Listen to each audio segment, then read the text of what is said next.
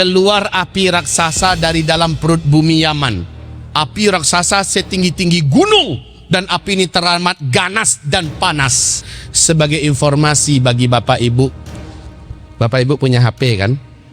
Android yang ada YouTube-nya. Buka, nanti tulis di YouTube kondisi api dari perut bumi Yaman sekarang. Nanti akan keluar informasinya. Sejak 2012 Pak, sampai hari ini semakin meluas. Awal-awalnya ditemukan ada kawasan panas, ya, berlobang-lobang Pak. Ketika didekati lobang itu mengerikan. Judul kita akhir zaman juga nih. Saya katakan, untuk tempat yang belum pernah dengarkan kajian akhir zaman, bagus dengarkan kajian akhir zaman dulu. Tapi yang udah, kita berkembang dan kita sesuaikan dengan kondisi acara kita. Baiklah, hari ini karena mungkin kali pertama saya kemari, maka judul yang diminta adalah akhir zaman. Masalahnya begini Pak, lama-lama wajah saya ini wajah akhir zaman. Ditandain orang kemana-mana saya lewat, orang bilang Ustadz kiamat, Ustadz akhir zaman. Lama-lama kuping ini nggak enak juga dengarnya. Padahal yang ngomong nggak sadar kalau dia juga umat akhir zaman. Kalau saya Ustadz akhir zaman, dia adalah umat akhir zaman. Kalau pengurus masjid akhir zaman. Karena memang kita sekarang ini sedang di akhir zaman. Betul Pak ya? Kita sekarang ini sedang di akhir zaman. Jadi Bapak Ibu yang kami muliakan, spesial kita ngaji pakai papan tulis. Alhamdulillah sudah tersedia. Mudah-mudahan Bapak Ibu bisa menikmati kajian kita plus orat-oret tolas tulis nanti di papan tulis kita. Sudah ada spidol, sudah ada penghapus. Kayaknya papan tulisnya baru nih. Sengaja dibeli tuh acara ini ya. Masya Allah, serius pengurus kita Bapak Ibu. Semoga pengurus kita paling duluan masuk surga. Amin. Kami biarlah nanti di belakang-belakang, nggak apa-apa, yang penting masuk surga juga. Ibaratnya orang masuk surga sama dengan naik pesawat. Mau duduk di depan, duduk di belakang, sama nyampe juga. Iya kan? Judulnya aja duluan keluar dari pesawat. Ya, sama-sama nyampe nanti insya Allah. Kalau Pak Haji kita bilang berarti duluan mati, enggak kayak gitulah. Baik Bapak Ibu, hamba-hamba Allah yang kami muliakan, tentang akhir zaman ini yang paling terkenal itu hadis dari Umar bin Khattab. Bu, Ibu kenal sama Umar bin Khattab enggak? Enggak kenal kan? Enggak kenal. Bu foto ya enggak pernah dengan beliau. Ketemu salaman enggak pernah, tapi namanya sangat terkenal. Wahai Bapak Ibu, Umar bin Khattab ini orang yang paling beda dari seluruh sahabat Nabi. Kenapa dia beda Pak? Orangnya gagah, badannya kekar, tinggi. Apa kata para sahabat? Kalau kami semua berdiri, maka ada satu fisik yang paling menonjol, ketinggian sendirian, itu dia itu, Umar bin Khattab. Kalau kami duduk, lalu ada yang kayak berdiri posisinya, itu Umar, saking tingginya dia Pak. Sampai-sampai para sahabat berkata, kalau Umar itu naik ke atas seekor kuda perang, kuda dewasa ya, bukan kuda poni. Kalau Umar naik ke atas seekor kuda perang, lalu Umar biarkan kakinya menjuntai, tidak di stirapnya ya, maka kuda jalan, kedua ujung kaki Umar ini bisa membuat dua garis di jalan. Tinggi Pak. Ini Umar bin Khattab yang bercerita tentang hadis ini. Umar, kita dengar ya. Bahasa Arabnya nggak usah saya bacakan karena bisa ngabisin waktu. Tapi ini termasuk hadis yang wajib dihafal di pondok-pondok pesantren. Ya. Kisah singkatnya adalah ketika kami sedang duduk-duduk mengelilingi Rasulullah, ngobrol-ngobrol, tiba-tiba datang seorang lelaki. Kami tak kenal laki-laki itu, tapi wajahnya tampan, kulitnya putih dan bersih, rambutnya hitam ikal dan rapi, wangi baju jubahnya putih sebersih-bersihnya. Laki-laki itu dengan sangat pede langsung duduk tepat di depan Nabi. Dua lututnya dia pertemukan dengan kedua lutut Nabi. Kedua telapak tangannya dia letakkan di atas kedua paha Nabi. Wajahnya menatap tajam, kayak akrab begitulah. Langsung tanpa babi bu langsung bertanya, apa itu Islam? Apa itu iman? Apa itu ihsan? Dijawab oleh Nabi dengan rukun Islam, rukun iman, dan ihsan. Terakhir dia bertanya, kapan kiamat? Nabi berkata, saya tak tahu. Mungkin yang bertanya lebih tahu, kapan kiamat? Saya tak tahu, kata Nabi. Oh, apa kata Umar? Kami dari awal dah curiga dengan orang ini. Setiap Nabi menjawab pertanyaannya, dia langsung menjawab, sadaqta, jawaban engkau benar. Dia tanya balik, dijawab lagi oleh Nabi, jawabannya ini juga tepat. Ini orang siapa ya? Dia datang, dia bertanya, Nabi jawab, dia pula yang membenarkan. Terakhir dia bertanya kapan kiamat, Nabi mengatakan tak tahu. Nah ini pelajaran buat kita ya. Sekelas Nabi Muhammad saja tak tahu kapan kiamat. Jadi kalau ada orang yang sok tahu kapan kiamat, kita tuding lubang hidungnya, kamu pendusta. Karena tak ada orang di alam semesta selain Allah yang tahu kapan kiamat. Ada ramalan kiamat tanggal anu, hari anu, bulan anu, tahun anu, maka katakan kamu anu. Pembohong maksudnya. Bapak, Ibu yang kami muliakan, saat ditanya kapan kiamat, Nabi menggeleng dan berkata, mungkin kamu yang lebih tahu, saya tidak tahu. Lalu orang itu bertanya, kalau begitu ada nggak tanda-tanda bahwa kiamat itu sudah sangat dekat? Nah, kalau ini pertanyaan kamu, ini bidangnya saya, kata Nabi. Saya bocorin sedikit. Ya, dalam hadis ini, Nabi hanya memberikan bocoran sedikit. Yang sedikit ini yang membuat kita hari ini harus manggut-manggut. Kalau bahasa orang Padangnya manggu-angguak, ya, dengan sangat serius. Apa kata Nabi?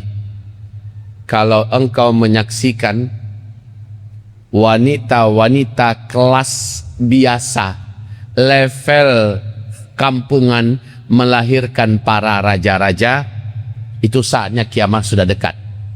Yang kedua, apabila orang yang kere, miskin, hanya sebatas penggembala ternak, saking miskinnya dia tidak pakai terompah, tak pakai alas kaki, tiba-tiba saja dia menjadi kaya raya dan sangat berkuasa, lalu dia berlomba-lomba, mereka saling berlomba-lomba membangun gedung-gedung yang tinggi-tinggi. Awas, kalau zaman itu sudah datang, maka jarak antara engkau dengan kiamat sudah sangat dekat. Setelah Nabi menjawab begitu, laki-laki ini berdiri langsung pergi.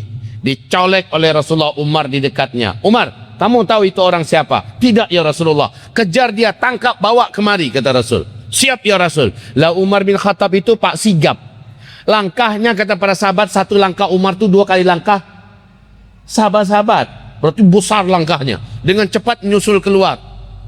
Pada laki-laki itu baru aja keluar pintu, Umar dah nyampe pula di situ. Umar cari keliling masjid.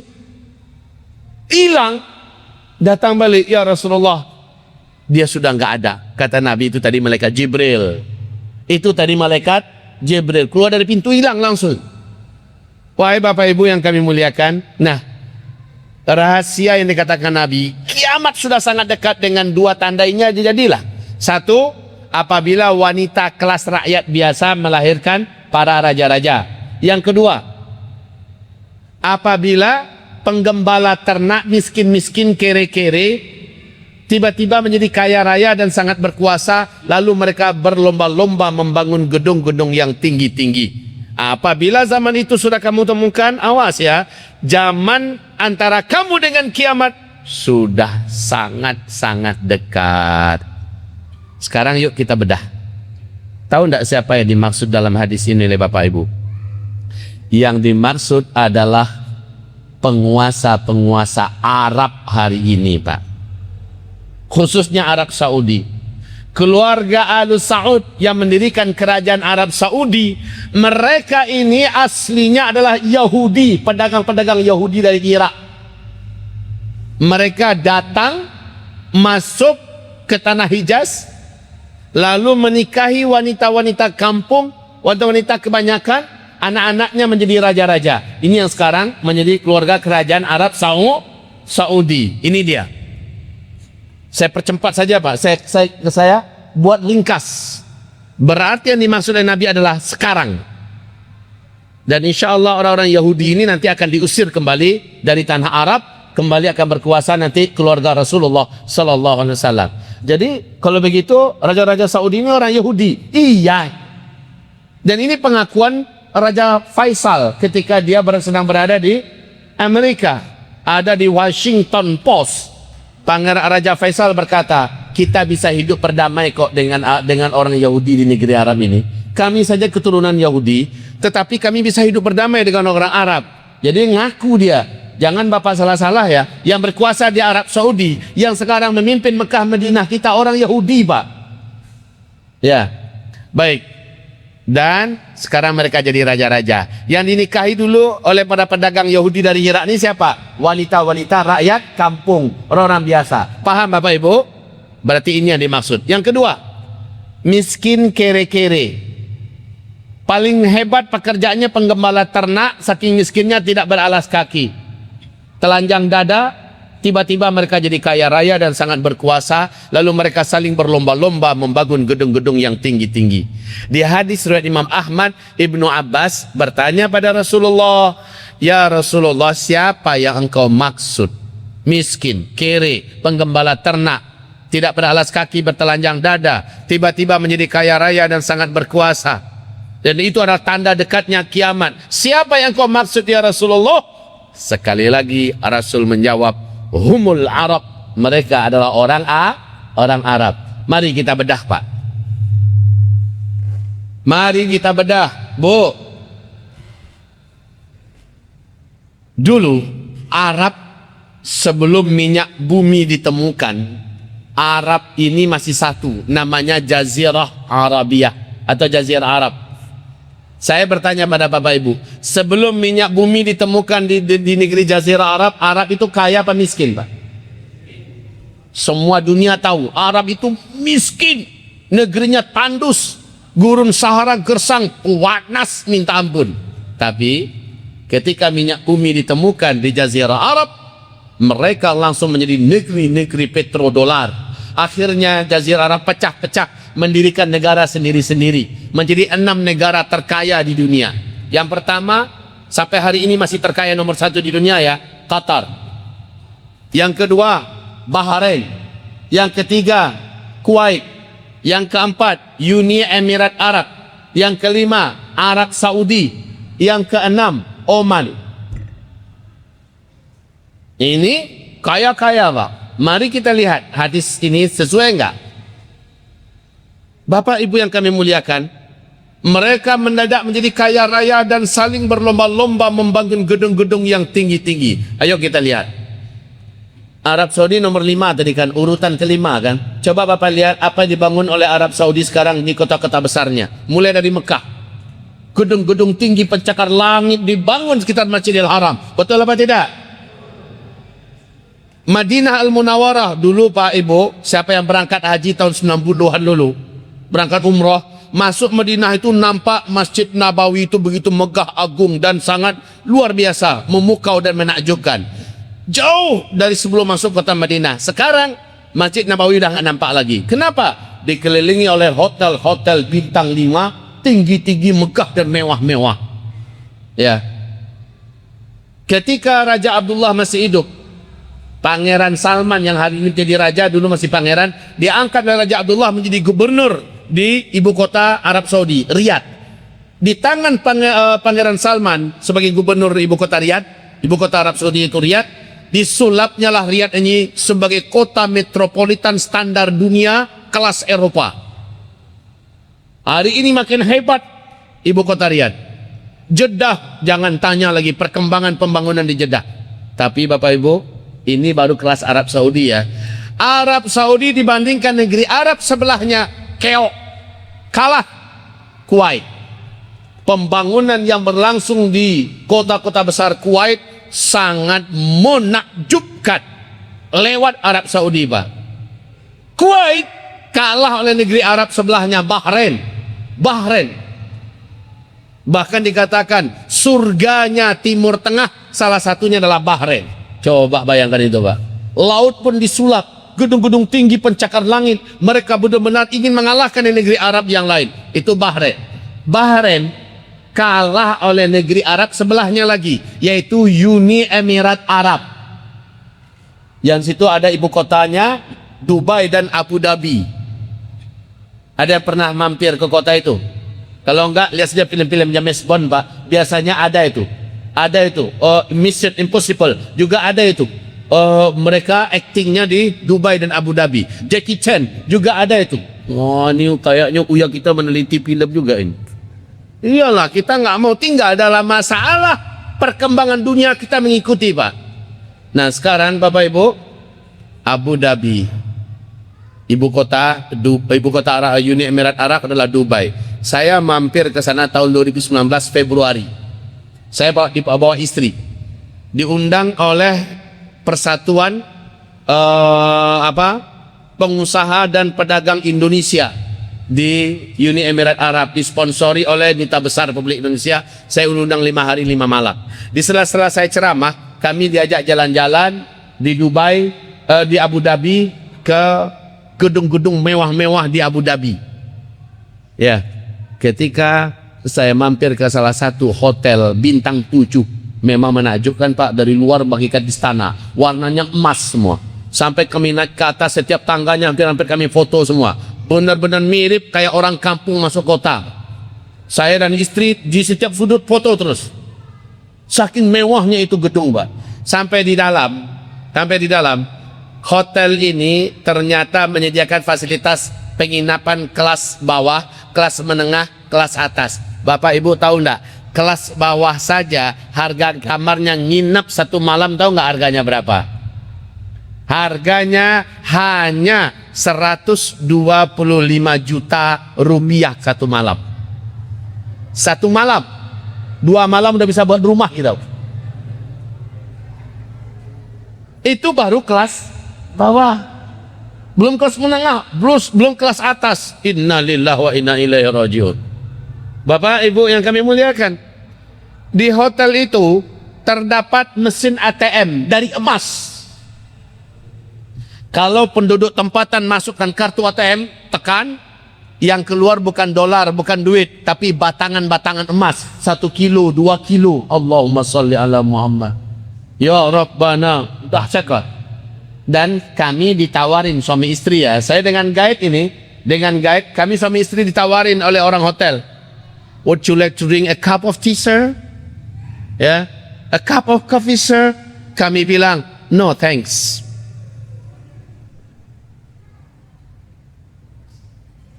Mau minum 1 gelas kopi di sini, Pak, istimewa, kata orang hotel. Kami bilang, tidak, terima kasih. Ya, mantap. Kalau bilang no thanks tuh serahkan ke kami, Pak. Kalau hanya sekedar yes, no, itu kita rajanya tuh. Ya. No thanks.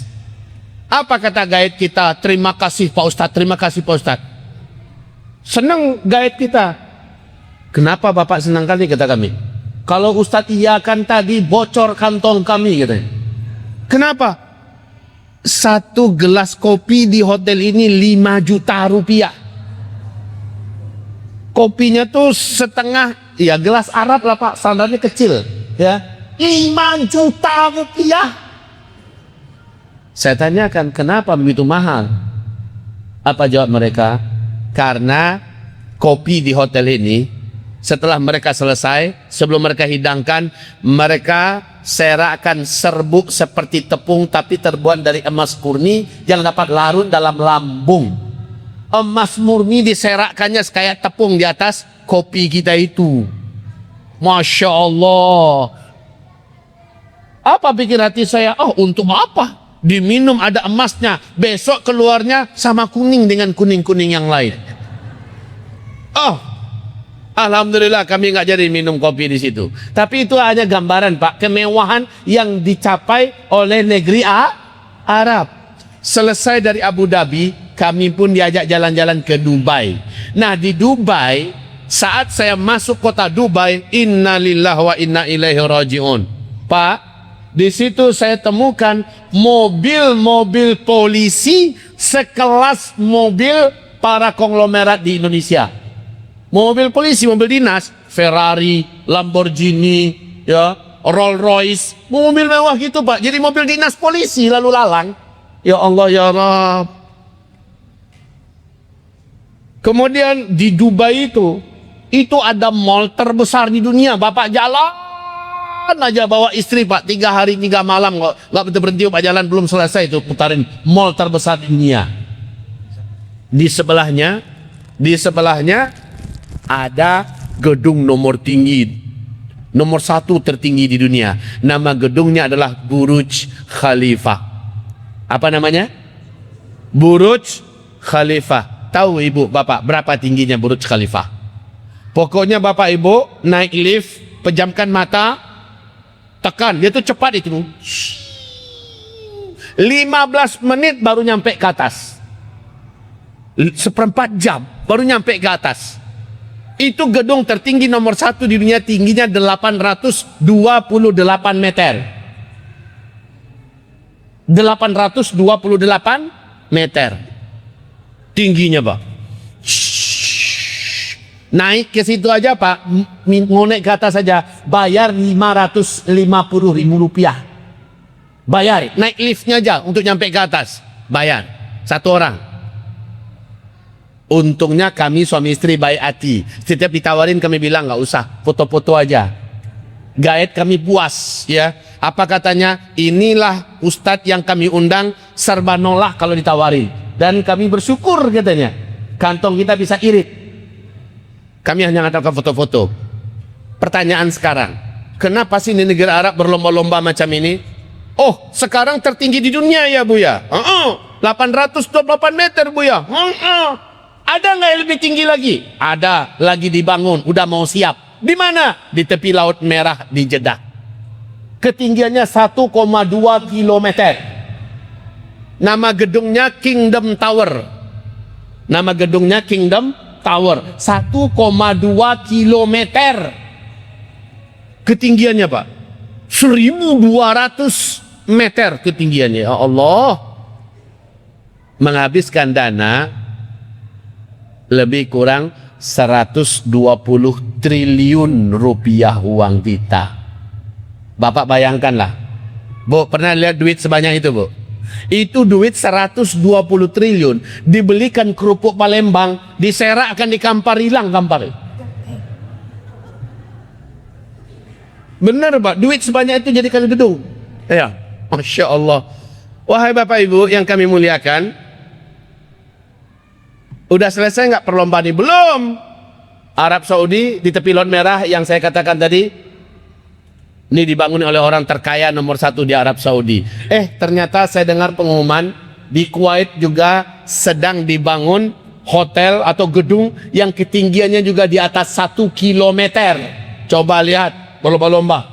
Menjelang saya keluar dari Dubai, saya dikasih hadiah buku sejarah Arab. Agak besar, lebih besar dari ini sedikit, berbahasa Inggris dan Arab. Tapi full warna, full color. Bukunya mewah, sejarah Arab. Halaman pertama saya buka, saya lihat ada foto hitam putih. Ada foto hitam putih. Di bawahnya ada tulisan Arab sebelum tahun 1969. Berarti fotonya masih hitam putih. Apa yang saya lihat? Ini yang sesuai dengan hadis yang kita bacakan tadi. Saya menyaksikan situ penggembala ternak sedang menghalau ternaknya, sementara penggembala itu saya lihat tidak ada memakai terompah atau alas kaki, dan dia hanya pakai rompi dan tidak pakai baju dalam, juga tidak pakai baju kaos, telanjang dada, mirip dengan hadis Nabi tadi ya. Kaum yang kere, miskin, penggembala ternak, tidak beralas kaki, bertelanjang dada, mendadak menjadi kaya raya, menjadi berkuasa. Lalu mereka saling berlomba-lomba membangun gedung-gedung yang tinggi-tinggi. Awas Bapak Ibu. Kapan itu ya Rasulullah? Siapa mereka ya Rasulullah? Nabi berkata, itu menjelang kiamat dan mereka adalah orang Arab, dan itu terjadinya di zaman kita sekarang. Saya rasa cukup dengan menjelaskan hadis ini saja, pengajian kita dah selesai. Betul Pak? Betul Bu? Pulang kita lagi. Tapi dah selesai. Saya bilang betul Pak, ngangguk-ngangguk Bapak Ibu, pengangguk. Berarti pulang lagi, dah selesai dah. Ya. Mau tambah Bu? Mau tambah? Apa yang ditambah? Penjelasannya ditambah. Ya, untuk menambah keyakinan. Baik. Saya bukan untuk menggunjing ya. Ini bukan majelis untuk menggunjing, tapi membacakan hadis menunjukkan fakta. Karena ini bahagian daripada rukun agama yang wajib kita imani. Rukun agama itu ada 4 sesuai dengan hadis tadi, yaitu mengetahui rukun Islam yang 5, yang kedua mengetahui rukun iman yang 6, yang ketiga mengetahui hakikat ihsan, dan yang keempat mengetahui tanda-tanda kiamat. Ini rukun agama. Kata para ulama Ahlussunnah wal Jamaah, rukun agama ada 4. 1. Mengetahui tentang rukun Islam yang 5. 2. Mengetahui tentang rukun iman yang 6. 3. Mengetahui tentang hakikat ihsan. Dan yang kelima mengetahui tentang tanda-tanda kiamat. Baik. Sekarang kata Rasulullah, sebelum kiamat terjadi, kamu akan menyaksikan kembali kejahiliahan terjadi. La tattabi'anna sunanal ladzina min qablikum shibran shibra dhira'an dhira'a hatta walau dakhalu juhra dhabbin tabi'tumuh. Sebelum kiamat terjadi, terlebih dahulu kamu akan kembali menjadi jahiliyah. Sejengkal demi sejengkal kamu mengikuti budaya orang-orang Eropa, orang-orang Amerika, orang-orang Yahudi, orang Nasrani, sehasta demi sehasta, sampai-sampai kalaupun mereka masuk ke dalam lubang biawak, kamu ikut-ikutan masuk ke dalam lubang biawak. Pak, Ibu, yang dimaksud oleh Nabi siapa ini dalam hadis ini? Orang Islam. Orang Islam yang di mana? Yang paling terkenal, paling kuat menjalankan Islam. Di mana? Di Arab. Di Arab, ya kan? Simbol tegaknya syariat Islam di mana selama ini, Pak? Di Arab Saudi khususnya, yang ada Mekah Madinahnya. Mari kita lihat. Sekarang Mekah, Madinah dan seluruh negeri Arab, khususnya Arab Saudi, sudah jahiliyah apa belum? Jawab, sudah jahiliyah apa belum? Yang rajin buka internet, yang rajin mendengarkan berita televisi dunia, yang rajin membuka acara-acara dari Al Jazeera, akan tahu bahwa hari ini Arab sudah jahiliyah. Kelasnya kelas liberal, sekuler, plural, dan sebagainya.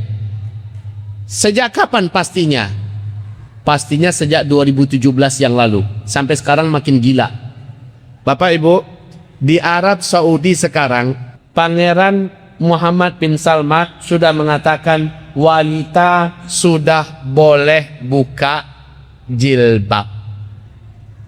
Nggak wajib lagi menutup aurat. Masih dia yang berkata, saya bersumpah dan saya pastikan Arab ini keseluruhannya 5 tahun yang akan datang sudah menjadi Eropa yang baru. Semua jenis apa yang ada di Eropa ada di Arab. Jenis maksiat apa yang ada di Eropa ada yang di Arab, ada di Arab. Dan pada waktu bulan April 2021, Muhammad bin Salman juga di depan televisi mengatakan, saya menyatakan menolak dan tidak menerima semua hadis-hadis Nabi Muhammad sallallahu alaihi wasallam yang ada di sahih. Saya tolak semuanya. Setan ini orang. Ya, dia menolak, maka otomatis syariat Islam yang sangat banyak ditolak oleh beliau. Jadi jangan heran kalau lama kelamaan Arab Saudi ini kok kayak gini, mana kita? Pak, ratusan bioskop resmi ya dibuka dengan standar internasional di Arab Saudi. Kalau Uni Emirat Arab udah lama jahiliyahnya, udah lama ya. Bahrain udah kayak Bali ya. Kuwait macam udah lewat lah dari negeri Arab, tapi yang paling terakhir Arab Saudi. Dan Arab Saudi sekarang Pak, wanita sudah boleh beremansipasi, kerja kayak laki-laki. Ada yang jadi polisi, ada yang jadi tentara, bahkan ada yang jadi pegulat, ada yang jadi bawa sopir taksi. Siapa yang baru pulang dari umroh? Coba tanyakan yang berangkat haji, ada nggak? Ketemu nggak Pak? Sopir taksi perempuan? Ketemu. Sekarang wanita sudah boleh berbikini di pinggir-pinggir pantai di Arab Saudi. Cuma BH dengan celana dalam saja yang mereka gentayangan jalan di tepi pantai. Na'udzubillah. Setiap ada acara pasti konser-konser musik raksasa diadakan Pak, mengundang penari-penari India. Lah Bapak tahu kualitas wanita-wanita penyanyi India seperti apa mereka bergoyang-goyang? Penyanyi-penyanyi K-pop itu diundang dari Korea, penyanyi-penyanyi setan dari Eropa diundang. Bahkan kita menyambut tahun baru, pelacur-pelacur seluruh dunia dimasukkan ke negeri Arab. Ya Allah, jahiliyah. Maka hadis Nabi mengatakan sebelum kiamat kamu kembali jahiliyah. Ya, berarti inilah zamannya. Inilah zamannya. Saya rasa cukup sampai di sini. Kalau saya masih keterangan banyak. Ya Allah. Sudah puas Bapak Ibu? Sudah puas? Jadi lanjut. Tambah cie. Tambah.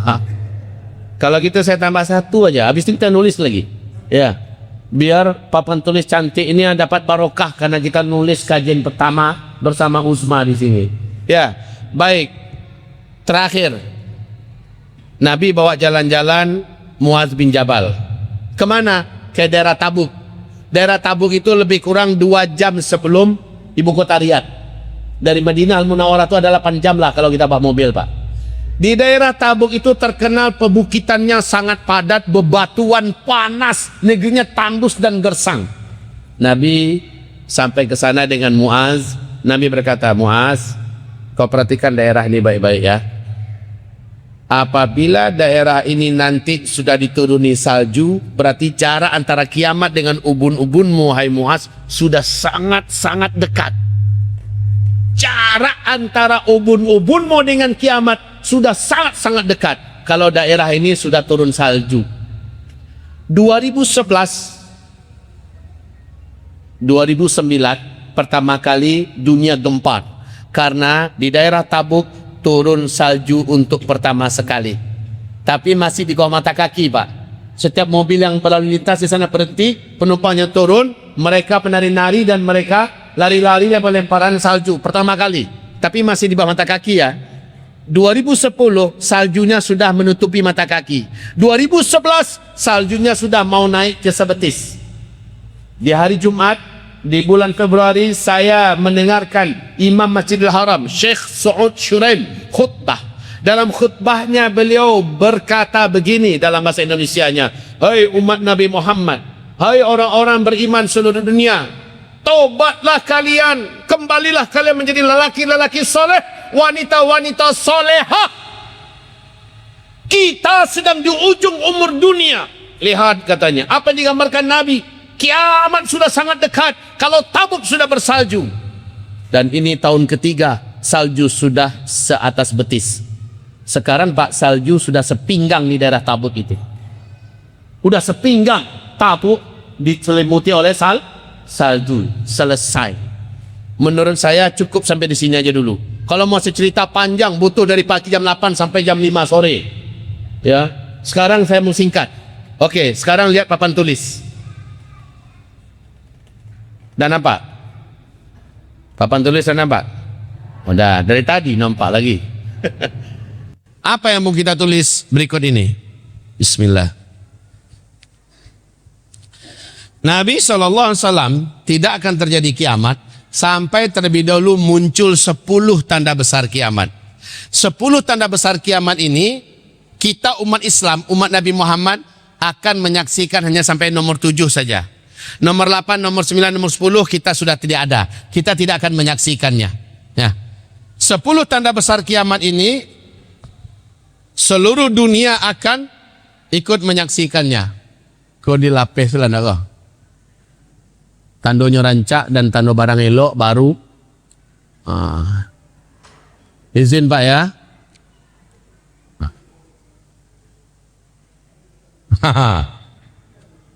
Nah, jadi 1,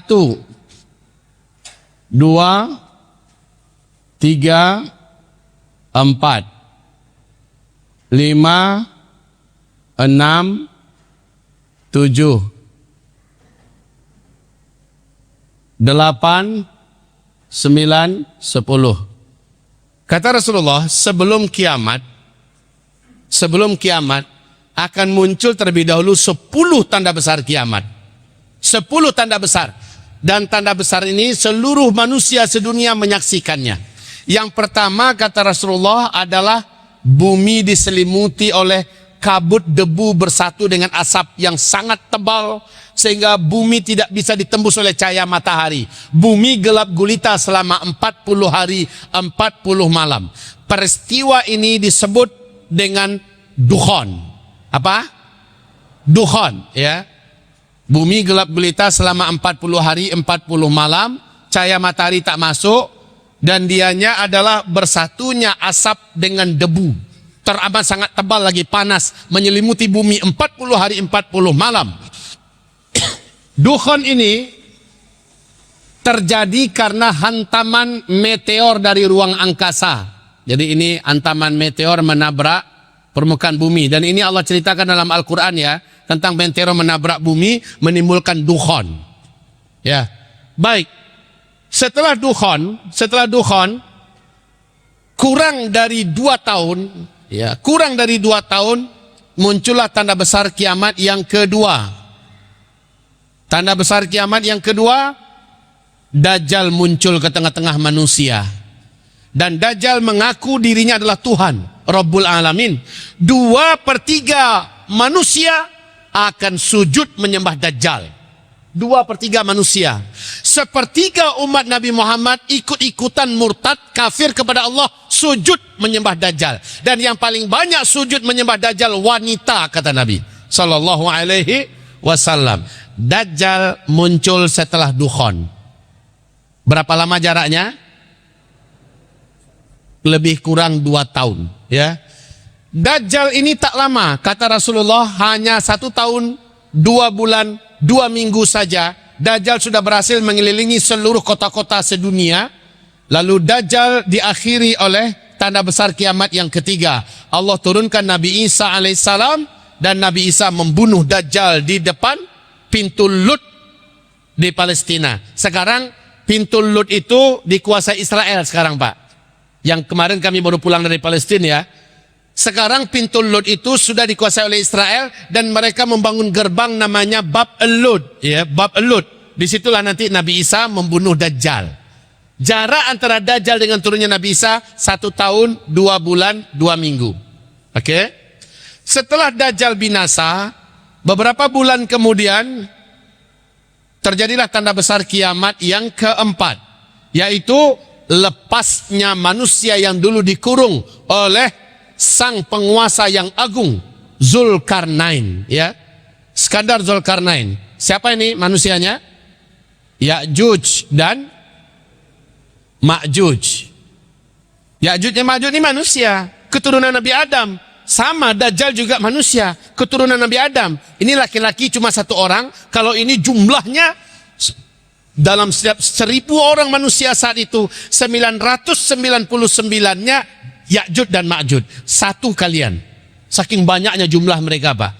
Ya'juj dan Ma'juj ini dibinasakan oleh Allah berkat doa Nabi Isa alaihis salam. Singkatnya, setelah Ya'juj Ma'juj binasa, bumi menjadi tenang, damai. Tidak ada bencana, tidak ada perang, tidak ada kelaparan, tidak ada kemiskinan, tidak ada, dunia benar-benar bagaikan dalam surga. Di saat itu terjadilah tanda besar kiamat yang kelima, matahari terbit dari sebelah barat.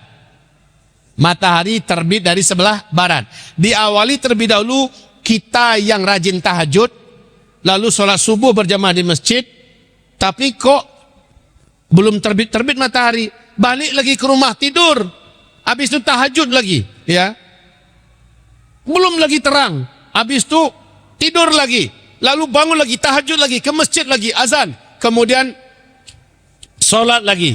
Belum juga terang-terang, kata Rasulullah, bagaikan 3 malam berturut-turut panjangnya malam ketika itu. Besoknya baru semua kita tercengang, matahari sudah terbit dari sebelah barat. Tapi matahari ini terbit di sebelah baratnya hanya sekali saja. Pas pertengahan siang, dia balik lagi tenggelam di sebelah barat kayak biasa. Besoknya normal, terbit lagi di sebelah timur, hanya di waktu duhanya terjadi tanda besar kiamat yang ke-6. Dan ini Allah sebutkan dalam Al-Quran, surat An-Naml ayat 82, yaitu binatang raksasa di dalam perut bumi, namanya Dabbatul Ardi. Binatang ini keluar di 3 tempat yang berbeda di muka bumi. Binatang ini cerdas dan pintar, pandai berbahasa seluruh bahasa orang manusia di dunia. Ya, dengan cepat dia menangkapi manusia, dan dia membawa tongkat Nabi Musa dan cincin Nabi Sulaiman. Bila yang ditangkapnya orang kafir, cincin Nabi Sulaiman diusapkan ke, bila yang ditangkapnya adalah orang beriman, cincin Nabi Sulaiman diusapkan ke wajahnya. 1 kali usap, wajah ini pun menjadi bening, bersih dan bercahaya, putih. Bila yang ditangkapnya orang kafir, ujung tongkat Nabi Musa diketokkan ke ubun-ubunnya, maka wajah orang ini pun menghitam dan gelap. Sehingga manusia ketika itu sangat mudah menandakan ini orang beriman, ini orang kafir. Hanya melihat bagaimana warna wajahnya. Baik, binatang ini terakhir muncul dan tenggelam di Mekah. Ini terakhir. Setelah itu barulah terjadi tanda besar kiamat yang ke-7, dan orang Islam hanya diizinkan menyaksikan sampai yang ke-7. Apa itu yang ke-7? Yang ke-7 adalah angin yang lembut berbau wangi kesturi akan berhembus dari negeri Yaman, membungkusi dengan cepat seluruh muka bumi.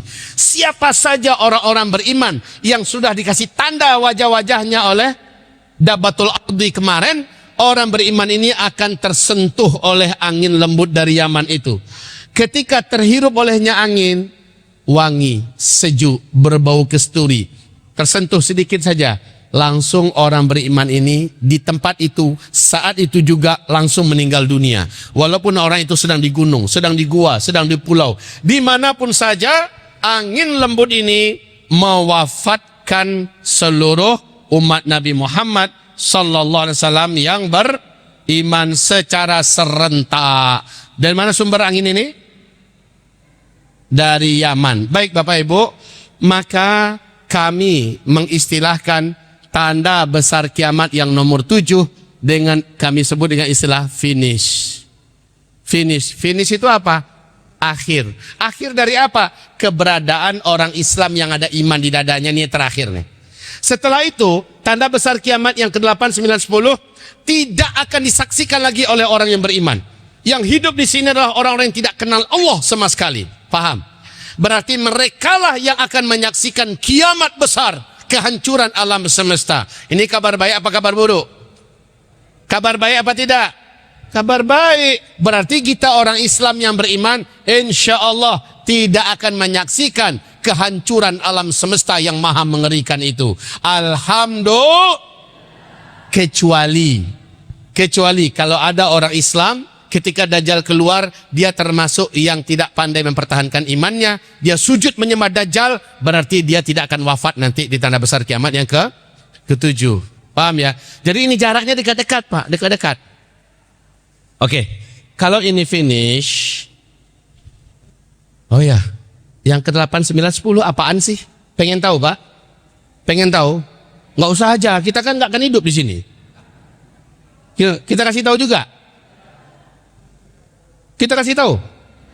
Bonus. Oke. Yang ke-8 kata Rasulullah, khasfun bil masyrik. Allah tenggelamkan semua daratan bumi sebelah timur, tenggelam semuanya. Indonesia tenggelam masuk laut, Australia tenggelam, New Zealand tenggelam masuk laut, seluruh Asia Tenggara tenggelam masuk laut, Cina tenggelam ya, semua Khurasan, India, Pakistan, Afghanistan sampai Rusia tenggelam masuk laut. Langsung disusul tanda besar kiamat yang ke-9. Seluruh daratan sebelah barat tenggelam pula, nyusul ya. Apa itu? Suriname, Brazil, seluruh daratan Afrika tenggelam masuk laut. seluruh Amerika, Eropa tenggelam masuk. Yang tersisa mana? Yang tersisa hanyalah satu kepingan bumi di daerah Timur Tengah sekarang. Yang terbagi dua aslinya. Ini adalah Jazirah Arab, ini adalah Syam. Jazirah Arab masih ingat tadi Pak? Arab Saudi, Bahrain, Kuwait, Uni Emirat Arab, apa lagi tadi? Oman dan Yaman. Yaman di ujung sini. Ini Yaman nih.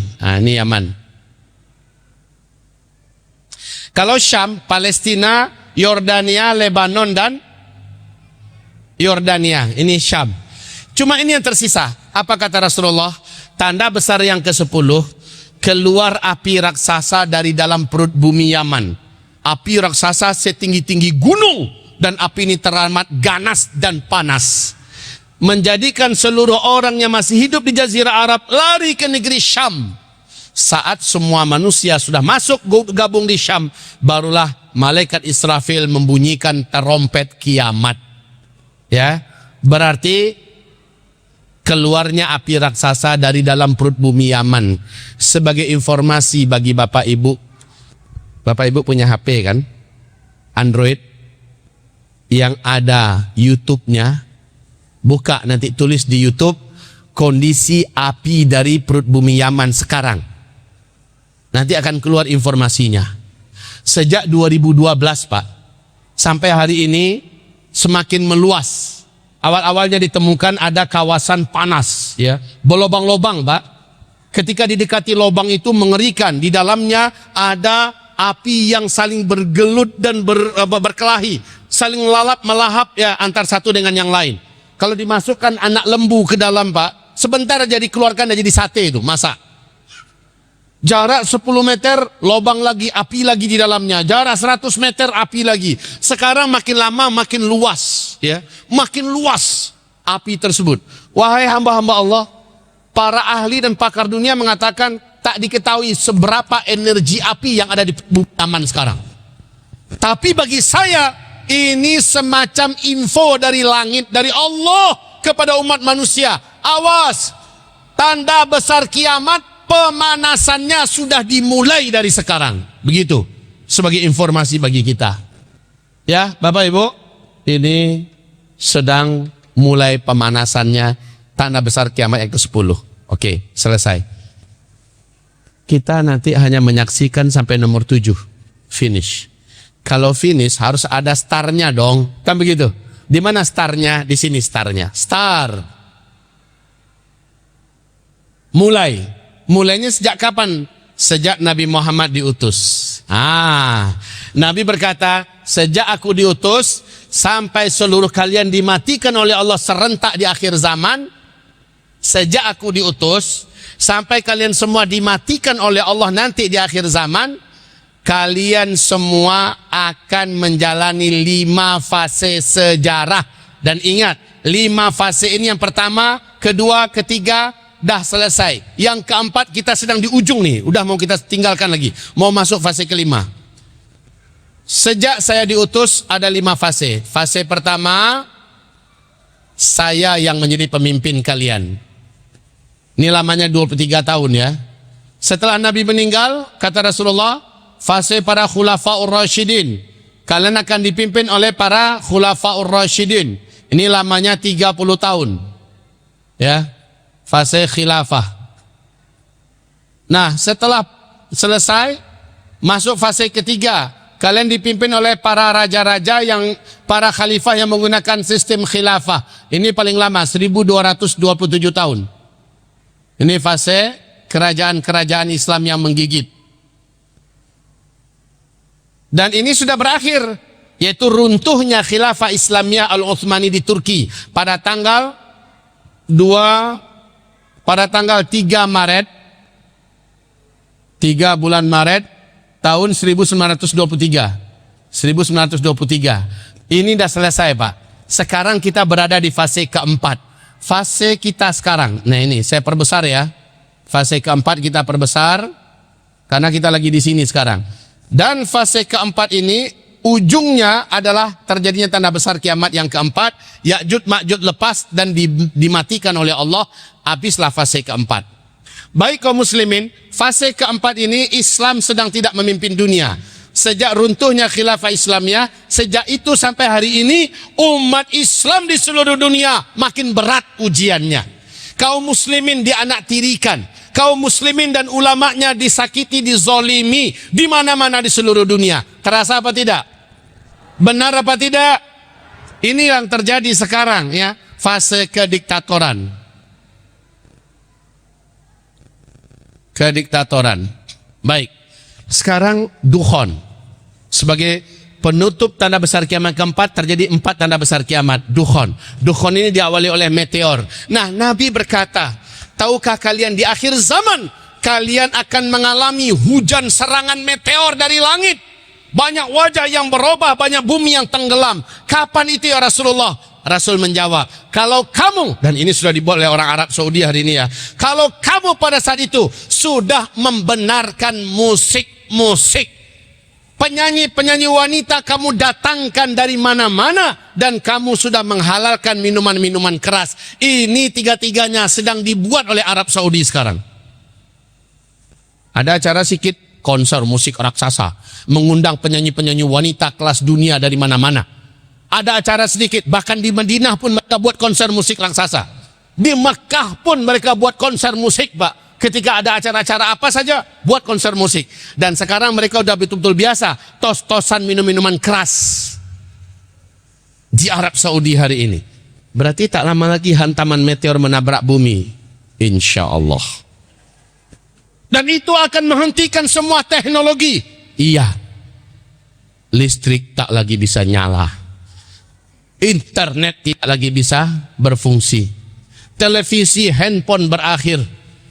Seluruh apapun yang bergantung kepada teknologi tak bisa lagi berfungsi, Pak. Mobil nggak jalan, motor juga tidak.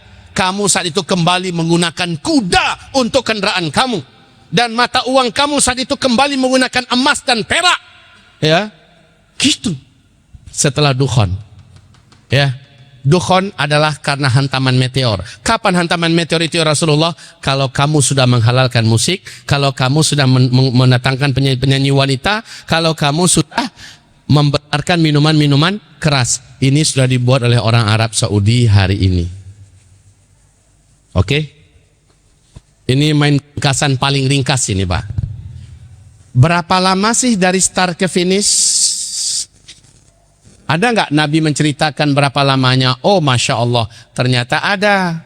Nabi bercerita, ada 2 kumpulan riwayat dalam masalah ini. 2 kumpulan riwayat dari hadis Nabi. Bapak, Ibu yang kami muliakan, perlu saya ajarkan sedikit, minta maaf kalau ada alim ulama kita di sini. Sini ada nggak guru-guru kita, ulama-ulama kita? Minta izin, tolong koreksi.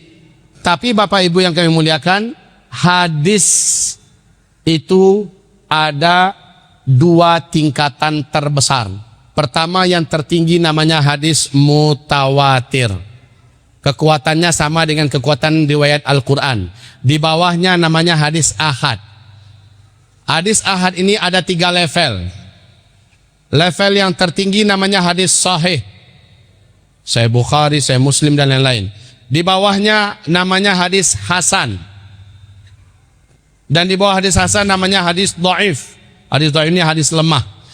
Tapi walaupun hadis dhaif masih diakui oleh para ulama ahli hadis, ini masih perkataan Rasulullah yang mulia sallallahu alaihi wasallam. Tapi hadis dhaif tidak boleh dijadikan pegangan akidah, tidak boleh dijadikan dalil dan hujjah dalam urusan-urusan usuluddin. Tapi dalam urusan fadail a'mal, keutamaan-keutamaan beramal boleh diambil dari hadis dhaif.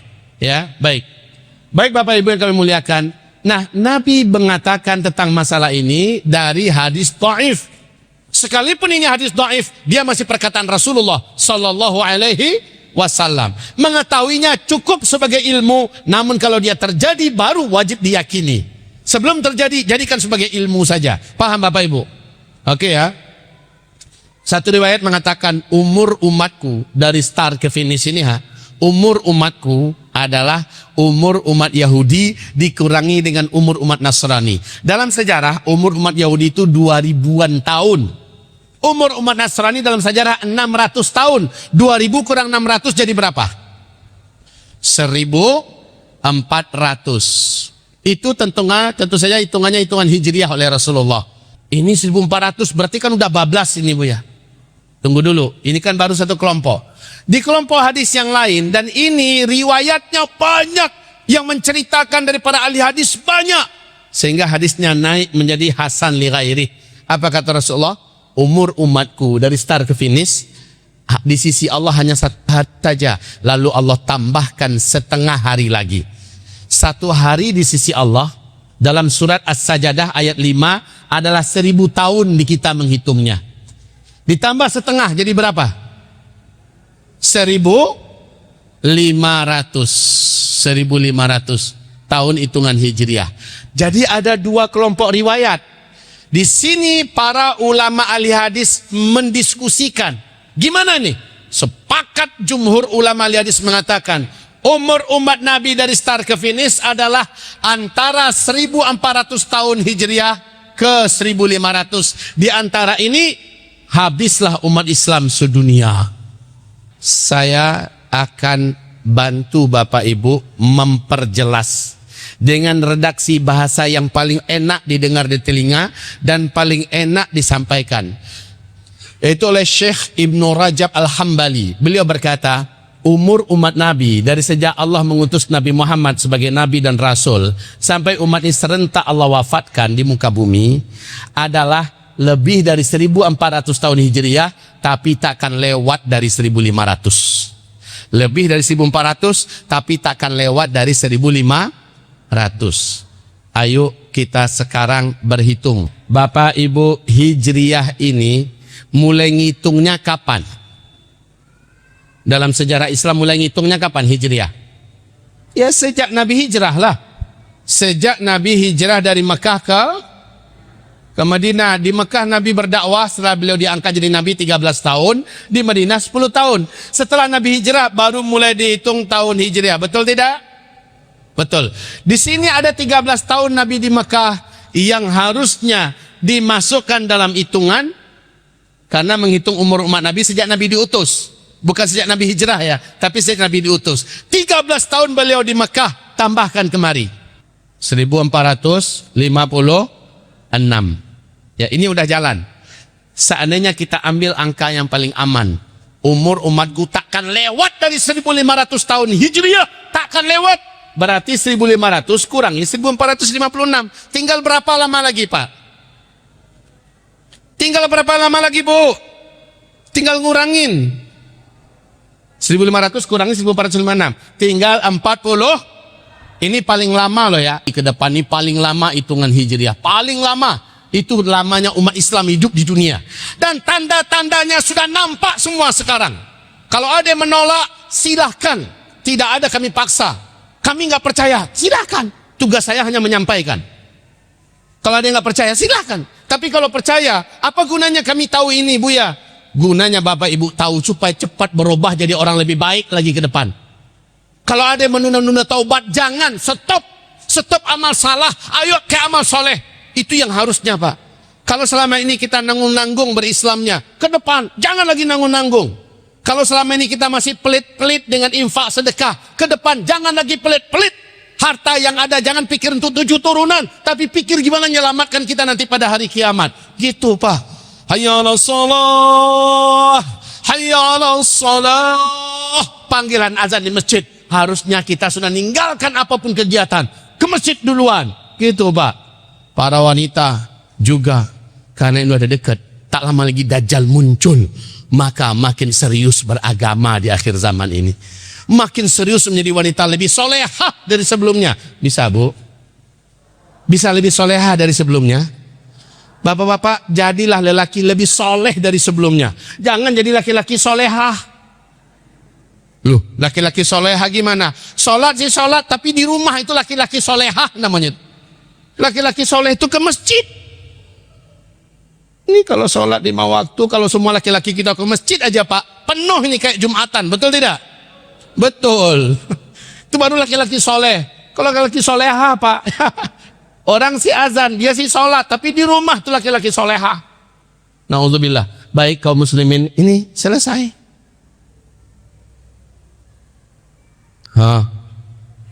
Ayo.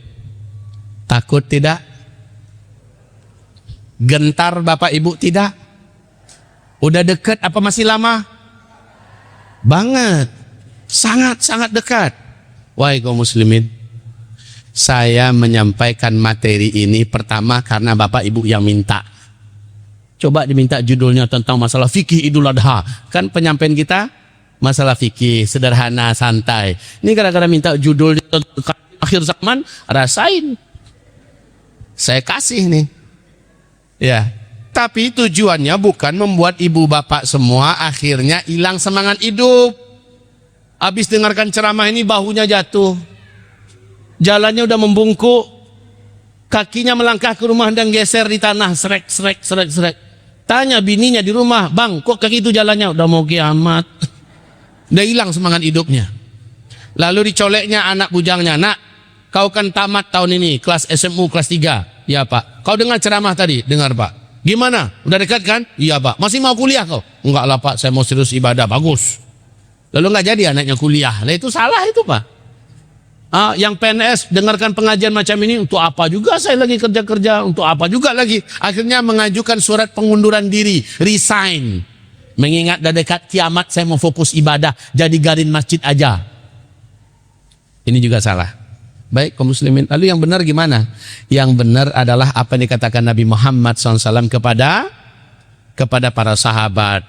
Apa kata Nabi?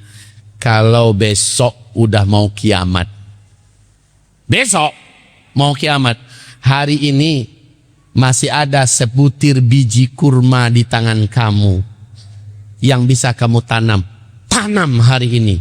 Lah, besok udah mau kiamat tapi Nabi masih nyuruh tanam hari ini. Apa Nabi nggak tahu itu biji kurma kalau ditanam hari ini 4-5 tahun yang akan datang baru mulai berbuah. Kayak sawit juga lah itu. Baru mulai berbuah. Tapi Nabi masih nyuruh tanam padahal besok udah mau kiamat. Maksud Nabi apa? Sedekat apapun berita ini kamu dengar, apa-apa hal yang bermanfaat walaupun manfaatnya 10-20 tahun yang akan datang, hari ini bisa kamu mulai mengerjakannya. Mulai walaupun besok udah mau kiamat. Begitu Pak. Gitu. Hamba-hamba Allah yang saya muliakan. Jadi optimis selalu. Karena yang Allah tanya kamu sudah buat apa, bukan kamu sudah menghasilkan apa, bukan itu. Yang Allah tanya apakah kamu sudah buat, apakah kamu sudah kerjakan. Saya mau dirikan pesantren tapi udah mau kiamat, nggak jadi aja lah. Saya mau bangun masjid tapi udah mau kiamat, udahlah saya mau yang tercepat pergi haji aja saya. Oh kayaknya kalau kita daftar haji 10 tahun yang akan datang, 12 tahun yang akan datang, ini kayaknya udah deket banget ini, nggak usah aja lah daftar. Jangan kayak gitu Pak. Bahkan saya anjurkan kalau ada duit memang kita tahun haji besok, tanah yang untuk dijual itu banyak yang nganggur jual. Untuk itu gunanya dibawa ke akhirat. Udah nggak lama lagi nggak bisa dipakai, nggak bisa dijual Pak. Jadi itu yang benar. Daftar. Ya, Bapak Ibu hamba Allah yang saya muliakan, ini nasihat kami. Ini tausiah kita pada siang hari ini. Semoga Bapak Ibu jangan nunda-nunda amal soleh. Dan setiap Bapak Ibu pasti akan menyaksikan kiamat kecilnya masing-masing. Apa itu kiamat kecil kita Pak? Kematian kita masing-masing adalah kiamat kecil kita, itu yang pasti, ya pasti. Kalau kiamat besar, Allahu a'lam saja. Kapan tanggalnya yang tepat, Allah yang maha tahu. Tapi tanda-tandanya udah Allah kasih lihat dah sekarang. Tapi tanda kecil kiamat semua kita pasti akan menyaksikan. Dan itu nggak perlu nunggu tua, nggak perlu nunggu tua. Saya kasih contoh nih sebelum penutupan. Nggak apa-apa, saya tambah waktu sedikit. Bu, nggak apa-apa ditambah. Ibu udah pada makan belum? Udah. Kalau udah berarti udah aman. Ya. Yang khawatirnya kita belum makan lah menggigil badannya, lalu perlu keringat dingin keluar. Lambat betul Bu Yani ceramahnya, kita ada kelaparan. Baik, di Padang Panjang. Jadi maksud saya, untuk kiamat kecil nggak perlu harus nunggu tua. Kadang-kadang masih sehat, segar bugar, tahu-tahu nanti mati. Contoh di Padang Panjang, tahu Padang Panjang Pak ya?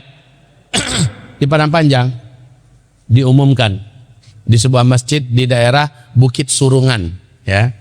Ternyata di situ ada Ustadz Kamrianto Safri LC, adik kelas saya dulu di Tawali Padang Panjang dan juga di Mesir. Beliau cerita, Dazul katanya, tadi diumumkan di masjid pagi-pagi, Inna lillah wa inna ilaihi raji'un. Inna lillah wa inna ilaihi raji'un. Telah berpulang ke rahmatullah orang tua kita, nenek mamak kita, datuk kita Fulan bin Fulan di umur sekian, pagi ini jam sekian. Wahai bapak ibu, nanti mari hadiri menyolatkan jenazah beliau, solat zuhur rame-rame, dan kita antarkan beliau ke peristirahatan terakhirnya. Inna lillah wa inna ilaihi rajiun. Semangatnya bapak ini mengumumkan. Semangat pak, orangnya masih muda, baru usia 32-33 tahun, mengumumkan. Iyalah salat zuhur rame orang datang, kan ini tokoh masyarakat ya, dan disukai oleh masyarakat, rame penuh orang datang. Habis salat zuhur, keranda mayat dibawa dari luar, tep satu, orang masih siap mau salat, tiba-tiba datang lagi satu keranda yang lain, jadi dua pak. Orang-orang kan mulai bisik-bisik, loh tadi yang diumumkan cuma satu, sekarang kenapa yang datang dua?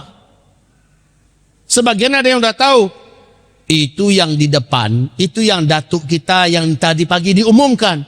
Lah yang kedua siapa? Yang mengumumkan.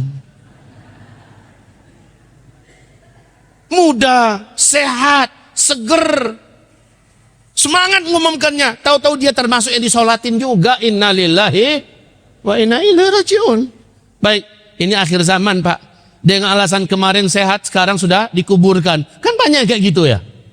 Ya Allah ya Rabbi, minggu yang lalu masih segar, masih ketawa ketiwi, tahu-tahu hari ini sudah diantarkan ke liang lahat.